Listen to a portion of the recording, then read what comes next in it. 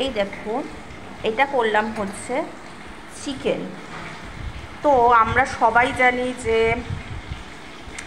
মাছ ভাপা হয়, সবাই আমরা মাছ ভাপা খাই, তো সেজন্য আজকে একটু মাছের বদলে চিকেন দিয়ে করলাম ভাপা। তো দেখো, এখানে সেরকম তেমন কিছুই রাখিনি, জাস্ট যেগুলো মশলা দিতে হয় সেরকমই করে দিয়ে করেছি। আমি জাস্ট একটু পোস্ত দিয়েছি, পোস্ত, হলুদ গুঁড়ো, জিরে গুঁড়ো, ধনে গুঁড়ো, নুন, মিষ্টি আর লঙ্কার গুঁড়ো সব কিছু দিয়ে মানে পেস্ট করে একটা বাটার তৈরি করে তারপরে চিকেনটাকে ম্যারিনেট করে তারপরে বড় একটা টিফিন কৌটোর মধ্যে তোমার এই চিকেনটা দিয়ে দিয়েছি। তো এখন চিকেন ভাপা হয়ে গেছে আমার কমপ্লিট। তো কীরকম লাগলো তোমাদের অবশ্যই কমেন্ট করে জানিও।